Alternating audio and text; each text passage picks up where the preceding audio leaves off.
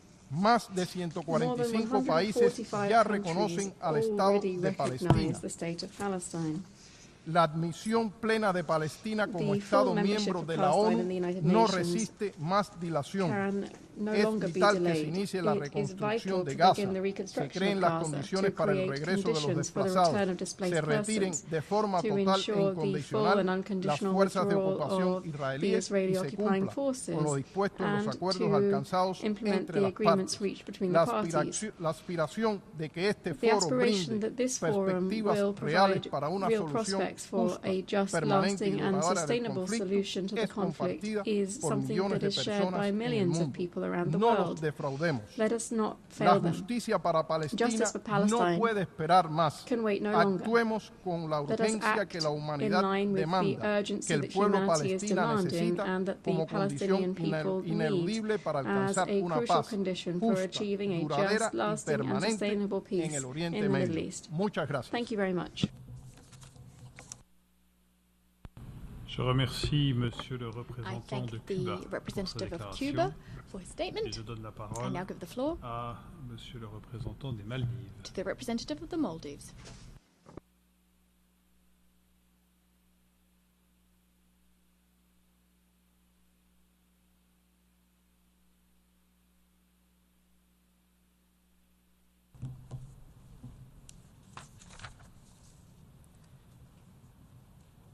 Co-chairs, distinguished delegates, Assalamu alaikum wa rahmatullahi wa barakatuh. This conference must mark a turning point to end the Israel-Palestinian conflict. It's a historic opportunity to restore justice and enforce accountability. For a region long shrouded in conflict and suffering, this conference can create momentum to realize two-state solution. In 1947, the General Assembly promised that two peoples could live side by side in peace, dignity, and sovereignty. The reality today is stark. Over 100,000 Palestinians wounded, 50,000 killed, more than 17,000 of them children. The world cannot stand in idle while children die from deliberately imposed hunger. This is unfolding before our own eyes. Yet Israel's actions remain impervious to pleas. Its impunity blocking every attempt to end the suffering.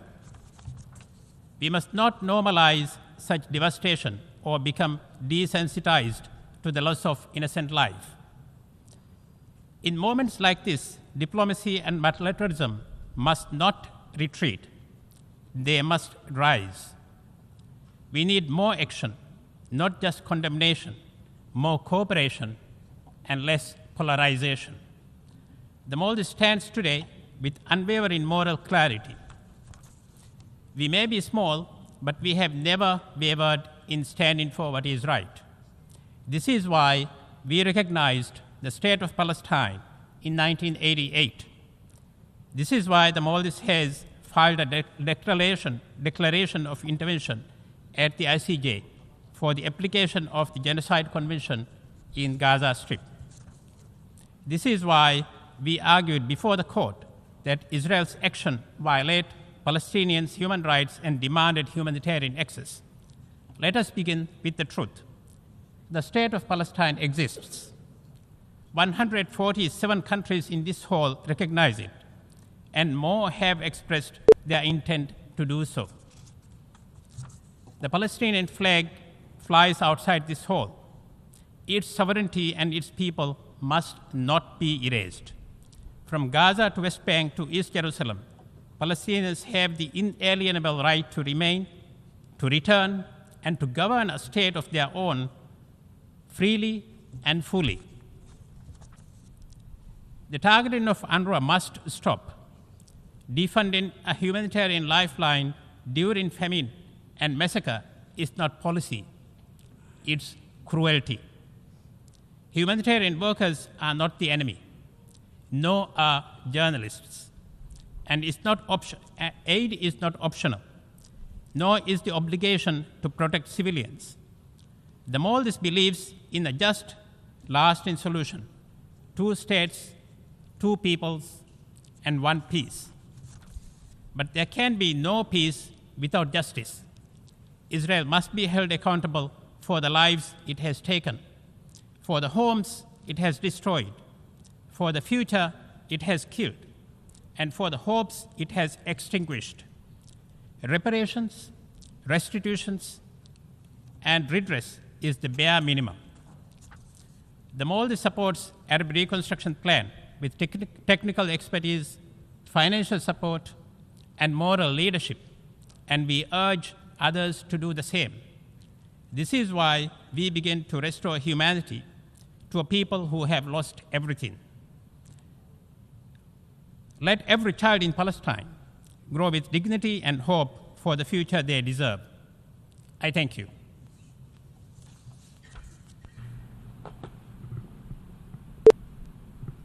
Je remercie Monsieur le représentant I thank des Maldives the pour son representative intervention of the et je donne Maldives la for parole à their Monsieur statement, le and I give the représentant de la floor Ligue to the des representative of the League of Arab States.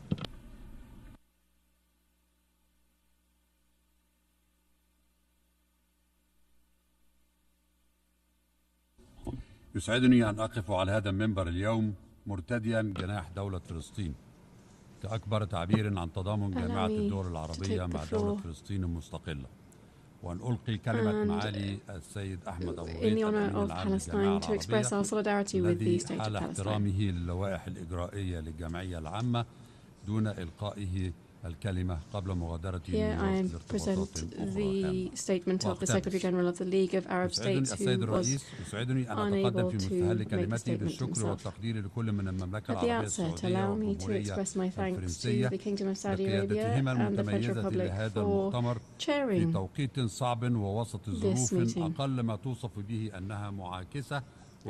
a difficult time, which is not enabling a serious effort towards peace. This international conference, with such a broad-based participation, allows us to focus on the crime of the century, which reminds us of the somber times of history, and we hope that it will never happen again. We think that those that were victims of crimes against humanity would understand the sense of humanity, that those who had lived through ethnic cleansing would never practice it, that those who were victims of genocide and its horrors would not be tempted to commit this crime of genocide that we are seeing today. The plans of which have been announced in Gaza and the OPT. We must denounce this crime in all of its gravity and the tragedy that it causes. They are the continuum of another crime, that is occupation. The crime that the ICJ has asked to be brought to an end as soon as possible. What we're seeing today in Gaza, the withdrawal of stability and security in the region, is indeed the outcome of the ongoing occupation. This is the price being paid by Palestinians, a price paid in blood, a price paid by the populations across the region in terms of the stability and future. It is the price paid by the entire world in terms of stability and security. It's an extremely high price that we are all paying for the system of apartheid and occupation to remain on this land. The vision set out by the states, representatives of civil society and organizations during the preparatory meeting within the 8 thematic working groups that were cited in the outcome document very clearly show that there is clear international will and that it represents the majority for the Israeli settlement building to stop. It also shows that another future is possible for the region, that is, for peaceful coexistence. But this future will only happen where there is a viable Palestinian state that can be a fully fledged member of the United Nations to do away with the stain that we have at the moment. The League of Arab States remains committed to the Arab Peace Initiative adopted in Beirut 23 years ago. That is the full withdrawal from Arab lands and the end of occupation against the normalization, the integration and peaceful coexistence. This vision hasn't, however, been reciprocated. Rather, it has been countered by arrogance and nationalism based on religious sectarian views that will lead the region to an unknown future. If everyone, particularly civil organizations, are not involved in this process, there will be no change. In conclusion, this conference represents a turning point for the Middle East, for Palestine, in Syria, Lebanon and elsewhere. The League of Arab States will continue to strive alongside Saudi Arabia and France, alongside the chairs of the working groups, with the immense majority of states, peace-loving states in the General Assembly, this democratic forum. We will continue to work for all states and all organizations to commit to ensure that Palestine is recognized at the 80th General Assembly session, and the League of Arab States will continue to support an independent Palestinian state with East Jerusalem as its capital, based on the proposals made by France, the UK and peace-loving states. Thank you. I thank the representative of the League of Arab States for that statement. This brings us to an end of the time that we have for this general debate session. The general debate will continue this afternoon at 3 p.m. in this hall. The meeting is adjourned.